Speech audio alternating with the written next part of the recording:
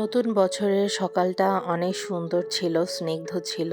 সকালের দিকে অফিসে গিয়ে দেখলাম অনেক সুন্দর করে আমাদের ক্যাফেটেরিয়া বেলুন দিয়ে সাজানো হয়েছে। সকালবেলায় আমাদের অফিসের সবার দাওয়াত ছিল ক্যাফেটেরিয়া রিওপেনিং এবং নতুন বছরের প্রোগ্রামের জন্য। আমার টিম মেম্বাররাও সকালের দিকে এই অনুষ্ঠানে চলে এসেছিল। চারপাশটা বেলুন দিয়ে সুন্দর করে সাজানো হয়েছিল, ব্যানার বসানো ছিল এবং নতুন বছরের জন্য হ্যাপি নিউ ইয়ার লেখা কেকও ছিল। আমিও কেক পেয়েছিলাম। অনুষ্ঠানে বেশিক্ষণ থাকতে পারিনি কারণ হাতে অনেক অফিসিয়াল কাজ ছিল। কাজ শেষে আমরা দুপুরবেলায় বের হয়েছিলাম। এগুলো হচ্ছে আমাদের অফিসের সামনের ফুলের বাগান। ফুলগুলো দেখতে অনেক সুন্দর লাগে, দূর থেকেও এবং কাছে থেকেও অনেক সুন্দর লাগে। তো দুপুরের বেলা আমরা সবাই বের হয়েছিলাম, আমার টিমে যারা যারা আছে সবাই বের হয়েছিলাম। হালকা রোদ্দুর ছিল কিন্তু ঠান্ডাও লাগছিল। আমি শাল পরে নিয়েছিলাম। আমরা সবাই প্ল্যান করেছিলাম নতুন বছরের দিনে বাসা থেকে কেউই লাঞ্চ নিয়ে আসবো না। প্রথম দিনটা আমরা সবাই একসাথে বাহিরে লাঞ্চ করব। দুপুরের লাঞ্চের জন্য আমরা চলে এসেছিলাম সুপার স্টার রেস্টুরেন্টে।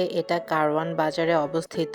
যেহেতু নতুন বছরের দিন তাই রেস্টুরেন্টগুলোতেও অনেক ভিড় ছিল। আমরা মূলত কাচ্চি খেতে এসেছিলাম কিন্তু কাচ্চির জন্য অনেক সময় অপেক্ষা করতে হবে। এ কারণে আমরা অর্ডার দিয়েছিলাম কাবাব, প্লেন পোলাও এবং এর সাথে খাসির মাংস ভুনা। এর সাথে লাবান নিয়েছিলাম। টোটাল খাবারটা মোটামুটি টেস্ট ছিল। এরপর খাওয়া শেষে আমরা আবার অফিসের উদ্দেশ্যে রওনা দিচ্ছিলাম। কারওয়ান বাজারের ভেতর থেকে হেঁটে হেঁটে আমরা অফিসের দিকে যাচ্ছিলাম। কারওয়ান বাজারে অনেক ফ্রেশ সবজি পাওয়া যায় এবং এখানের সবজিগুলো অনেক অল্প দামে কেনা যায়। অফিসে ঢোকার আগে আমি আবার চা পান করে নিচ্ছিলাম। এভাবেই কেটেছে আমার নতুন বছরের দিন। আপনাদের কেমন কেটেছে অবশ্যই জানাবেন।